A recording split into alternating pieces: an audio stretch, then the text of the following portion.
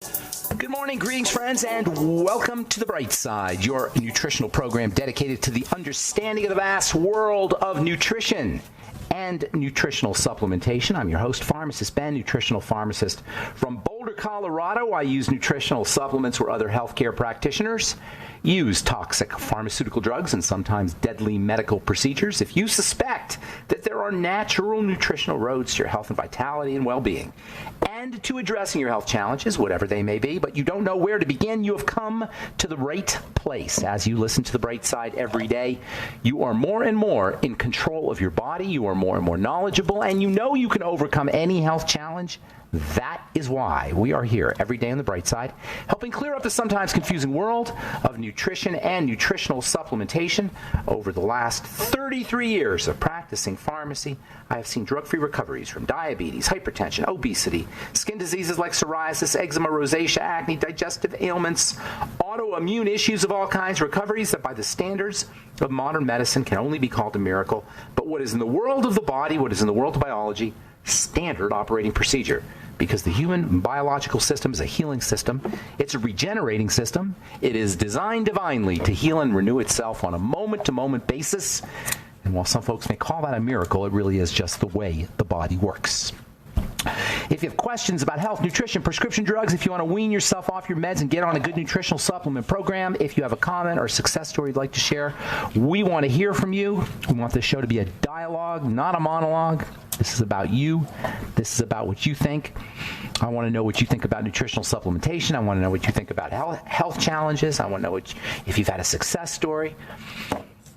Be generous. If you've had a success story, if you've noticed that your life has changed from a nutritional supplement program or for lifestyle changes or from anything you heard about in the world of health or in this program, I got a nice LinkedIn message today from somebody who said they lost 70 pounds from listening to this program, from following the advice we give on this program, which really is not anything crazy. I mean, the stuff we talk about on this program is so simple. You don't have to be a physician. You don't have to be a scientist. You don't have to be a chemist. You don't have to be a pharmacist. You don't have to be a medical professional. You don't have to understand how biology works. It's just plumbing and electricity and movement and good food and staying away from crappy food and nutritional supplementation and good thoughts. And it's really basic ideas. To me, this is craziness that we've medicalized and we've made the mysteriousized, if that's a word. We made it into a mystery of how the body works. Lately we've been talking about eczema on this program, and lately I've been reading a lot about contact dermatitis, as it's called, or atopic dermatitis, as it's called, atopic, not topical dermatitis, and it's like nobody can figure out what's causing atopic dermatitis, and they want to have all these new inventions and new drugs and new strategies, and they're doing all these studies and research on the particular molecular mechanism that's involved in why people have atopic dermatitis, and they're missing what's in plain sight, and that is that it's an immune system reaction. Then it's associated with ear infections, and it's associated with asthma, and it's associated with digestive health issues. It's associated with all kinds of comorbidity problems that tell you exactly what's happening in the body, in the skin, if you have atopic dermatitis. The same thing is true about Alzheimer's. I'm reading a lot now about Alzheimer's, vaccines for Alzheimer's and drugs for Alzheimer's, and studies on what causes Alzheimer's and the various molecular mechanisms that lead to the deterioration of the brain. None of that matters. None of it matters from the perspective of getting better, from the perspective of reversal. None of it.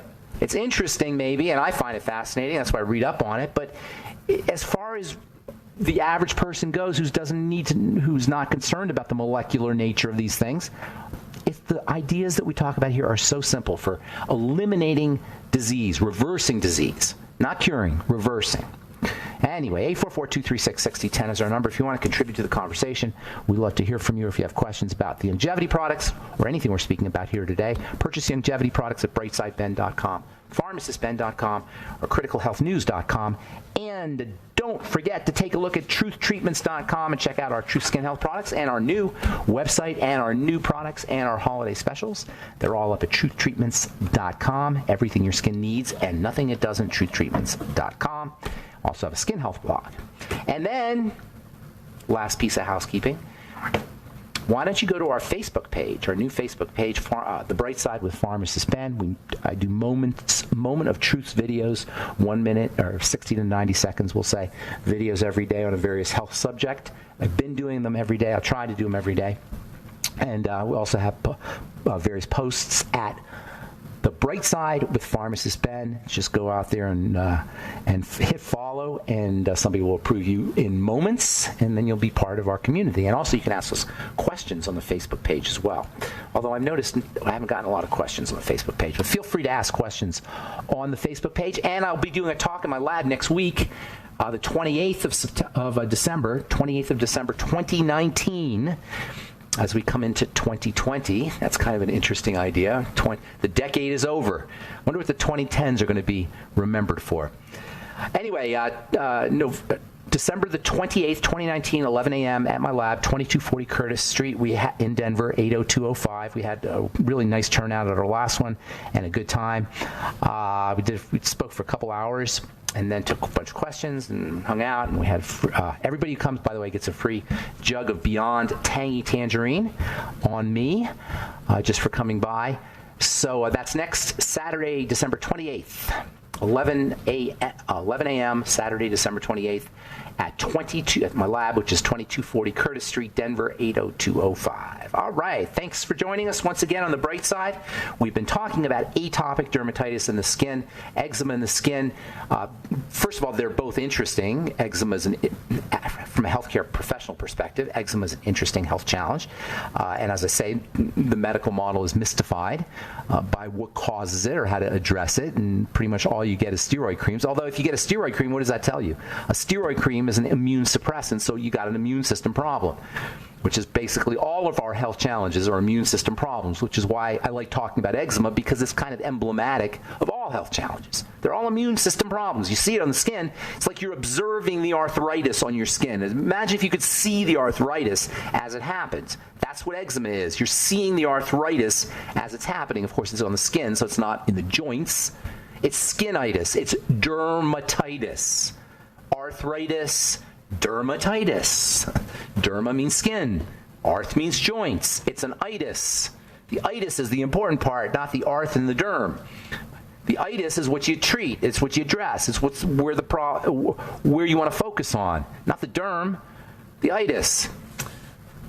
So dermatitis, skin problems, the skin itself is emblematic of stuff that's going on inside the body. So we're talking about atopic dermatitis. I want to address this idea of the automatic nervous system. Okay, I'm going to call it the automatic nervous system, but really it's the autonomic nervous system. But I'm going to call it the automatic nervous system. The automatic nervous system is divided into two sections.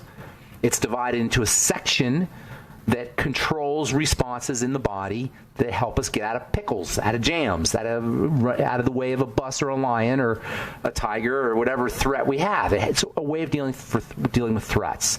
This part of the automatic nervous system is called the sympathetic nervous system. We've talked about this forever. When I first heard about the sympathetic nervous system and its relationship and what it does inside the body, it was like, I don't know, I would say a light bulb went off in my head, but it was just pretty obvious. It wasn't even a light bulb. It was just obvious.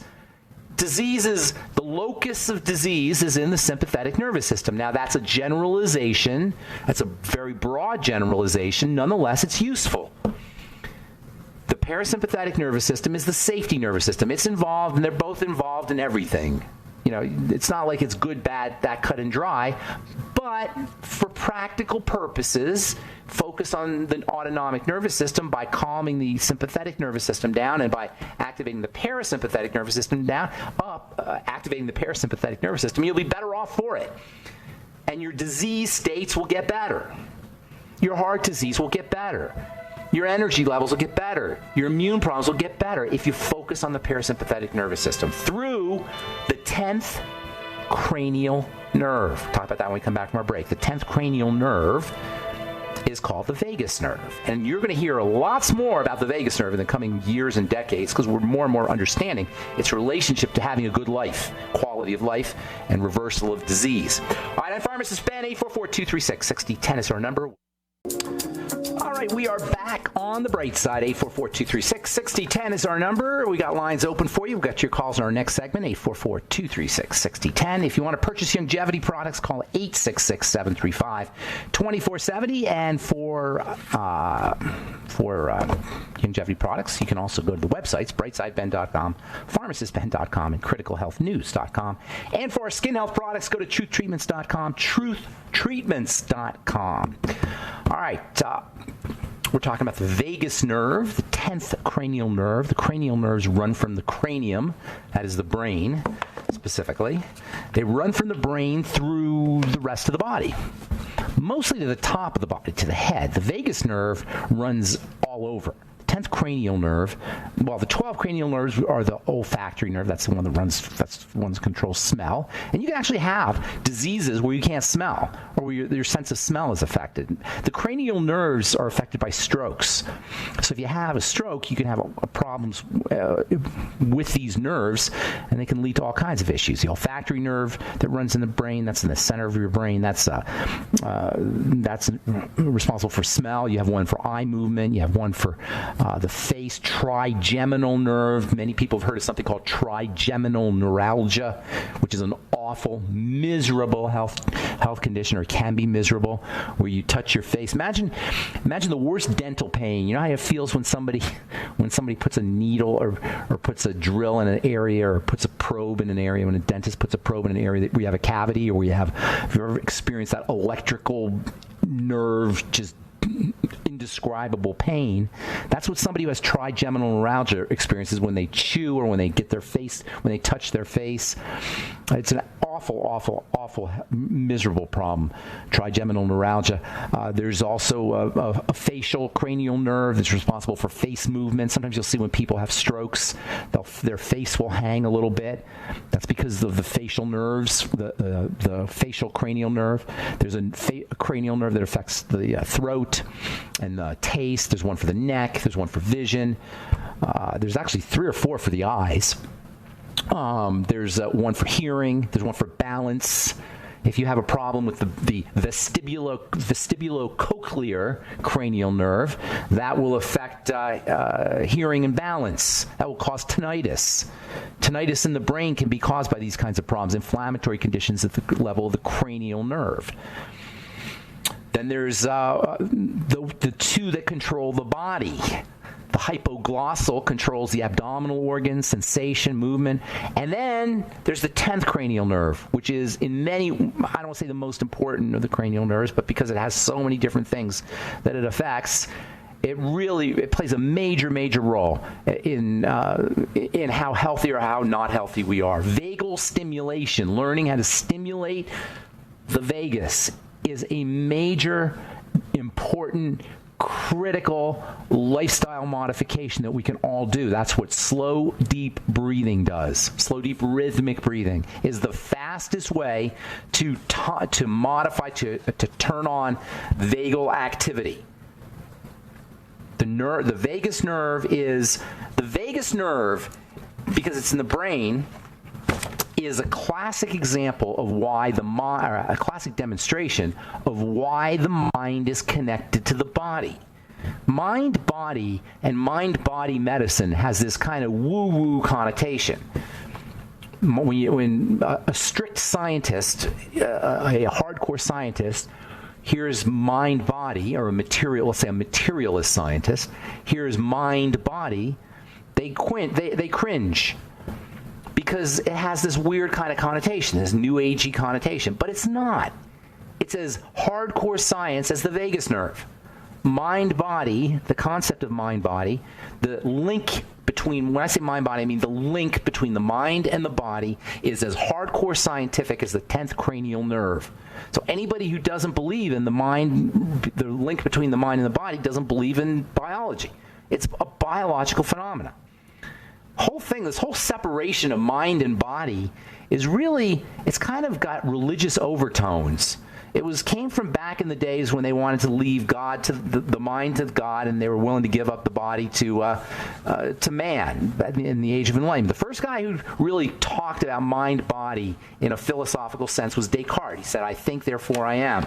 And that whole idea of a thinker and a body, a thinker inside a body, if you will, that whole idea of a thinker inside a body where they were separate and where they didn't interact, where you could just play around with the body, had nothing to do with the mind, that was that's a vestige of a philosophical principle that's hundreds of years old, really thousands of years old. The Greeks were the first people to separate the two. They call psyche and soma. In any case, today we know they're linked. What this means is the 10th cranial nerve, the fact that the 10th cranial nerve affects the body the way it does via the parasympathetic nervous system, means that you can control your body and how it responds with your mind. Now, we all know we can lift our arm. You know, if you see something you want to pick up a pencil, that's mind-body, clearly. You think a thought, I want to pick up that pencil, and you pick up the pencil. And that's obvious. But what's less obvious is your blood pressure can be controlled by your thoughts. What's less obvious is your blood sugar can be controlled by your thoughts. What's less obvious is your cortisol can be controlled by your thoughts. And that's why I always say there's multiple dimensions to healing. It's not just physical. It's not just supplements. If you are controlling your blood pressure with your brain, if you're controlling your blood pressure with your nervous system, if you're controlling your blood pressure with your autonomic nervous system, and you have a way of hacking into that, and that's what we're going to talk about here in the coming days, ways of hacking into that, you can control your blood pressure. That is so powerful because you don't need an authority. You don't need anybody outside you to do it. You are your mind. You have control over your mind. If you can leverage, first you have to understand, first you have to know, then you have to understand, then you have to leverage. So what we're talking about here is knowing, making it clear that this is the case, that the vagus nerve is part of the autonomic nervous system. It controls the body. And the vagus nerve is a cranial nerve. It's a brain nerve. It's a neurological, it's part of the neurological system. Now all we got to do is figure out how to hack into the thing. See, the idea that it's automatic doesn't mean we don't have control over it. The idea that it's autonomic doesn't mean we don't have control over it. What it means is usually we don't bother. It's going to run on its own. It runs underneath our awareness. It runs underneath our consciousness. It runs subconscious. That's what the subconscious is about. Subconscious or unconscious means the things that affect us that we don't know about, or we're not paying attention to, or we're not conscious of. It doesn't mean it's a location. It just means that we're not aware of it. But that doesn't mean we can't be aware of it. That doesn't mean we can't be conscious of it. If you have high blood pressure, take your blood pressure, take a blood pressure cuff and see what it is. Now sit on it after you get a baseline. Sit on the couch and practice slow, deep breathing for 5 minutes. 5 minutes. Slow, deep, rhythmic breathing. Guess what's going to happen? You will modify your parasympathetic nervous system through the vagus nerve, and you will lower your blood pressure. The same thing can be done with cortisol. The same thing can be done with angiotensin, which is a blood pressure chemical. Same thing can be done with insulin and blood sugar, although that's a little bit more tied into food. This is so powerful, you guys. All right, 844-236-6010 is our number. I'm Pharmacist Ben. You're listening to The Bright Side. We'll be back after this.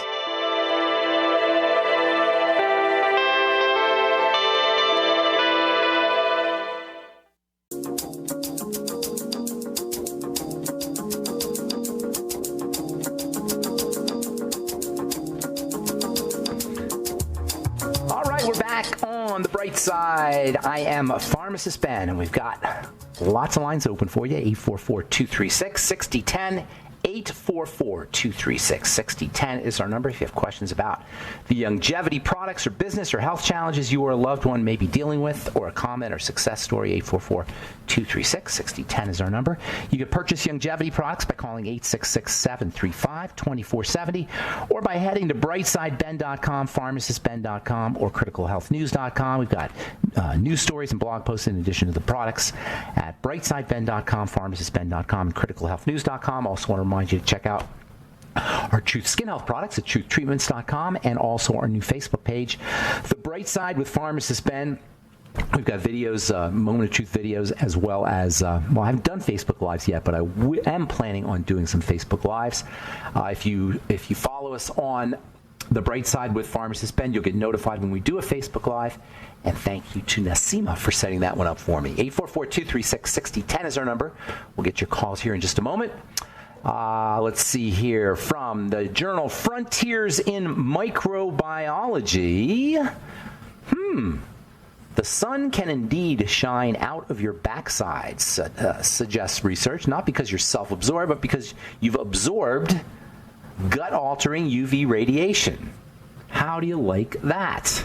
They can actually see how much sun you're getting by doing a stool analysis, because when you go out in the sun, you change your gut bacteria for the better, and it probably has something to do with vitamin D.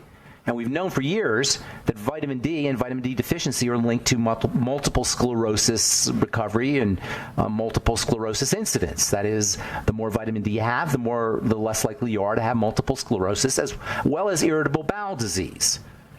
Vitamin D is an anti-inflammatory, pro-immune, immune-boosting vitamin, and you get more of it from the sun. And now it's thought that this has to do with the gut. Surprise, surprise, because the immune system is housed in the gut. The relationship between vitamin D, the microbiome, and sunshine is extremely important if we're going to leverage the body's ability to resist disease. Of course, vitamin D is upregulated by making sure you're enjoying ultraviolet radiation from the sun. Yes, enjoy the ultraviolet radiation. Do not burn. That is never a good idea, of course, but make sure you're getting out in the sun, in the noonday sun, the strong sun, if you can, in the summertime anyway, for at least a few minutes every day. And not just walking the dog, but laying outside in your bathing suit or less. The more skin that contacts the sun, the more vitamin D you will be making. And if you're African American or you're dark-skinned, it's even more important, because the melanin in dark skin will keep you from making vitamin D. So it's extra super-duper important that you get sunshine if you're African American or have dark skin, and also eating vitamin D containing foods, although that is not the best way to get your vitamin D. The sun is the best place to get your vitamin D. All right, from the journal Immunology, glutamine may decrease obesity-linked inflammation. Glutamine could help people with obesity, reduce inflammation of fat tissue, and reduce fat mass, according to a new study. That's because glutamine helps the body process sugar. This is from the journal study was in the journal Cell Metabolism. Glutamine is a really, really interesting, important, and very functional amino acid, probably the most functional. I don't want to say the most, but one of the most functional of all the amino acids. Of course, they're all important. But glutamine is just stupendously important. It's part of the glutathione molecule, which is the body's major anti-aging, antioxidant, detoxifier substance. The more toxic you are, the more glutamine you're going to benefit from. Glutamine is important for muscle building. It's important for brain health. So many the intestine, very important for intestinal health. Cells of the intestine use glutamine for energy. Glutamine can help the body process energy. That's why it's important as an anti-inflammatory. Now there are some people who will tell you not to supplement with glutamine. It's a cancer feeder. Cancers, can use glutamine for energy. I'm not buying it. It's not probably a good idea to take lots and lots of an amino acid without taking the full spectrum, because that's not how nature intended us to get amino acids, and that gets you into the whole question of supplementation. And there are some people who say you shouldn't supplement. Nature didn't intend you to have nutrients put into the body that way, and I can see their point. But the fact is our environment is so mucked up, and we're breathing so much nasty air and drinking so much nasty water, and our food is nutritionally deficient, the soils are deficient. We all know the stories. Supplementing is something we have to do. In my opinion, it's just a necessary evil, something you got to do. And supplementing with glutamine can help you out in so many different ways. For your intestine, for your immune system, for detoxification, for muscle building, for brain health, and now apparently for folks who have obesity, to reduce inflammation of fat tissue. And keep in mind, fat makes inflammatory chemicals. The more fat you're carrying, the more inflamed you're going to be, micro-inflamed. That's very important. This is why losing weight while losing weight itself is caused by something else, just losing weight, even if you don't take care of this something else, just dropping pounds can help you improve your health, because losing fat is anti-inflammatory, because fat is inflammatory, produces inflammatory chemicals. Let me do one more here. We'll get your calls here. This is kind of interesting. Phase 1 clinical trials. That means drug. It's a drug trial. It means it's a drug company doing this. Phase 1 clinical trials for psilocybin show no adverse effects. Psilocybin, of course, is magic mushrooms, hallucinogenic mushrooms, taboo, as all hallucinogenics and psychedelics are, taboo for so many years, for decades, since they were first discovered, since it was first rediscovered by Western culture, which is probably the late 1950s. The editor of Time magazine, a guy named Gordon Wasson, went to Mexico, and he saw that the natives were eating these mushrooms and having spiritual experiences, and he decided to join them. And he had some spiritual experiences himself, and because he was the editor of Time magazine, or maybe the owner, actually, the publisher of Time magazine, he put a cover story on Time magazine in the early 1960s, and it became a big deal. But then people got freaked out about hallucinogenics and psychedelics for whatever reason, and the government stepped in. They became illegal. Still, over the last 10, 15 years, they have been rediscovered by the medical community, and now they're being used for people who have PTSD and people who are dying from cancer and people who have depression. And now drug companies are involved because, of course, if something works, the drug companies want to know how it works. And what they'll do is they'll isolate the molecule that has the antidepressant properties, and they'll tweak it and patent it, and you'll be able to buy mushroomabab or something, or psilocybabab, or they'll come up with some crazy name for it, and it'll be the same thing that you can get grown in cow patties or grown wherever mushrooms grow. So anyway, a team of researchers from King's College in London and a mental health care company called Compass Pathways has released the results of a phase 1 clinical trial from the drug. They say it's a drug, psilocybin. No, it's not. It's a mushroom. It's not a drug. It's an extract from a mushroom. In addition to announcing the result at the annual meeting of the American College of Neuropsychopharmacology, team members talked to the press, and they said they found no adverse effects. They took the mushrooms, and they had no adverse effects. Psilocybin is a psychedelic drug, which means you're going to get some hallucinogenic symptoms. So just be prepared. It's not going to kill you, that's for sure. All right, I'm Pharmacist Ben, but it might help your depression and your PTSD. All right, I'm Pharmacist Ben. We'll get your phone calls when we come back from our break. 844-236-6010 is our number. You're listening to The Bright Side. We'll return after this.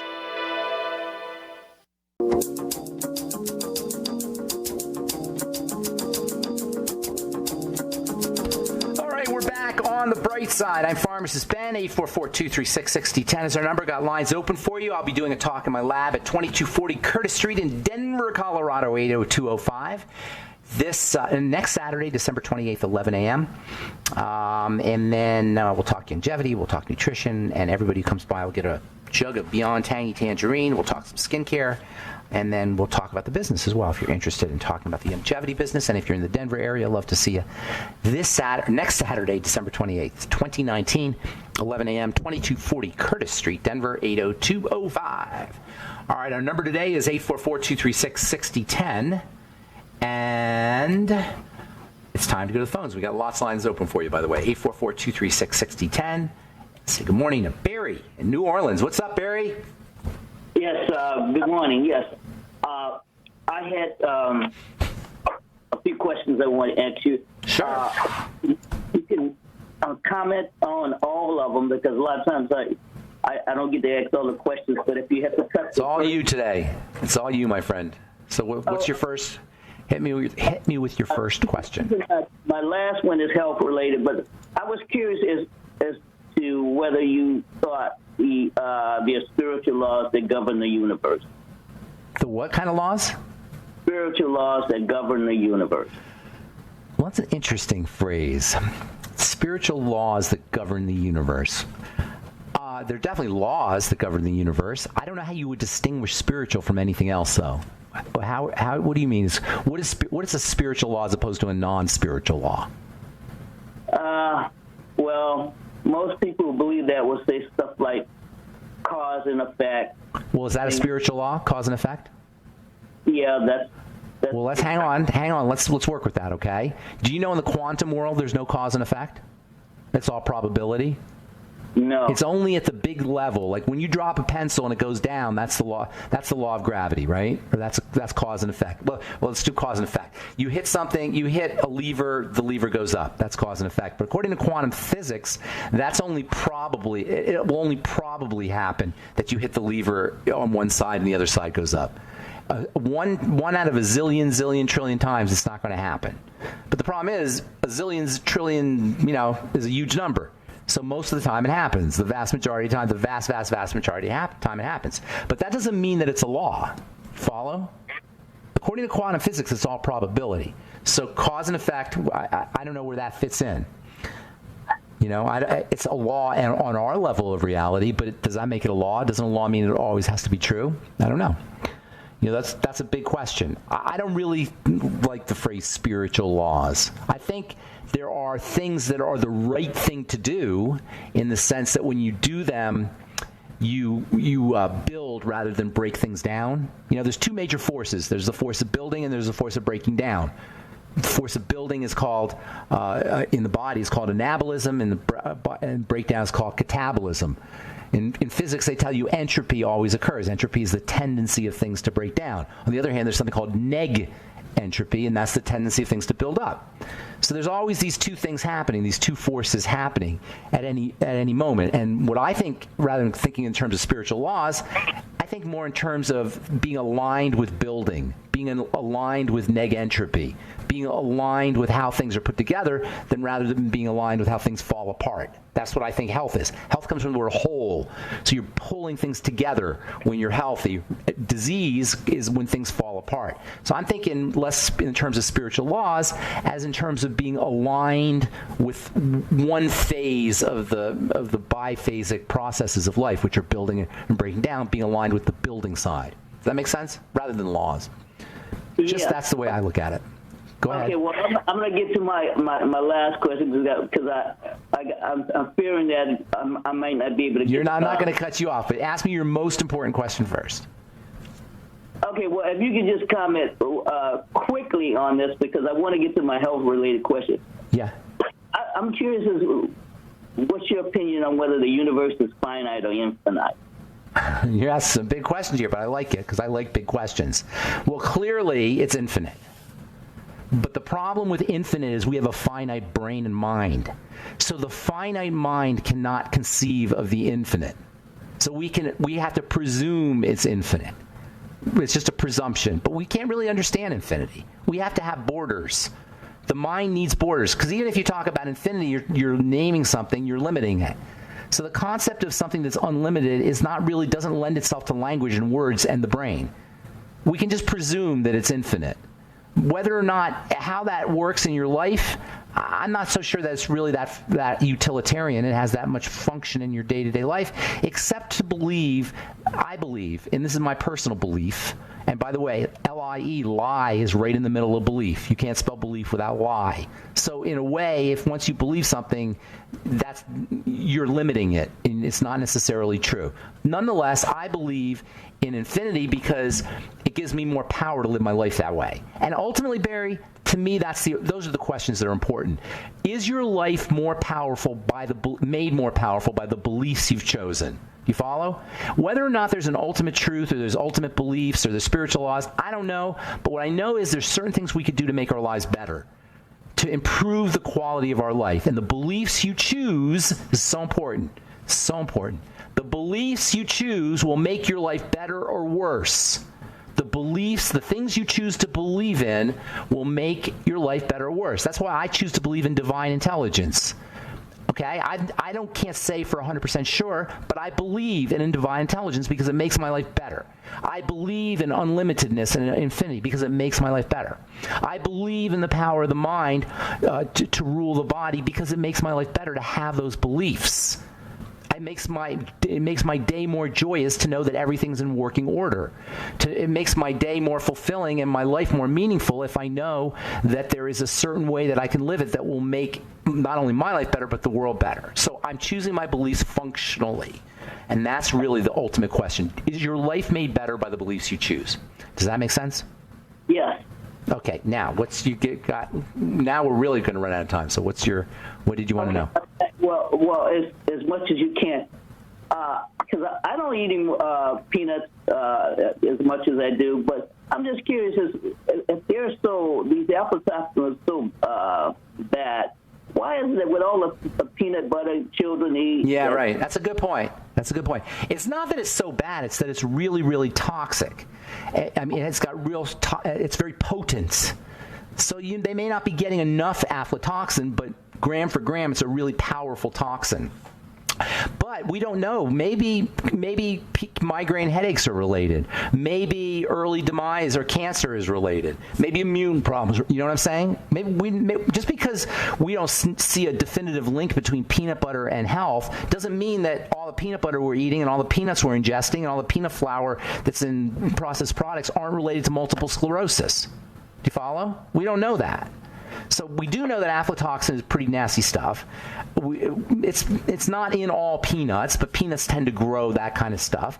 It's not going to be in all peanut butter, and it's not going to be in it enough that you'll know that you'll just drop dead, but maybe you'll just feel lousy. Maybe you'll just have chronic fatigue because you're eating a lot of peanut butter. You follow? Nobody's ever thought to look at those kinds of links. So, and then on top of all that, peanuts are not a great food. There's some good stuff in peanuts for sure. There's some really good stuff in peanuts, but they're not all around a great food.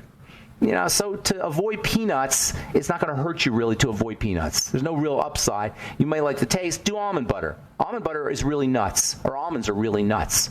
Peanuts are not nuts. They're legumes, and in addition to the aflatoxin, a lot of people react to legumes, and a lot of skin problems, a lot of acne in kids is associated with peanut butter.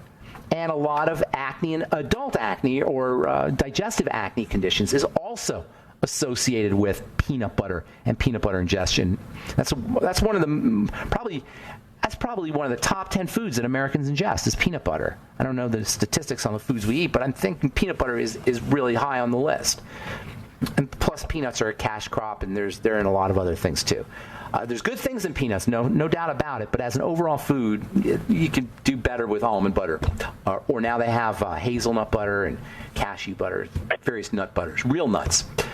Nuts, by the way, have their own problems. Nuts are not a perfect food either. All right, Barry, I am out of time, but I always enjoy talking to you. You always have something good and to contribute to the program, and I really appreciate it. Thanks, Barry. And that's it for today on The Bright Side. Our websites, brightsideben.com, pharmacistben.com, and criticalhealthnews.com for the longevity products, truthtreatments.com for all our Truth Skin Health products, including our new products and our holiday specials. And also we have a skin health blog at truthtreatments.com. I'm Pharmacist Ben. Thanks for listening to The Bright Side, friends. Have a wonderful, beautiful, awesome, spectacular day. We'll talk to y'all later. Bye for now.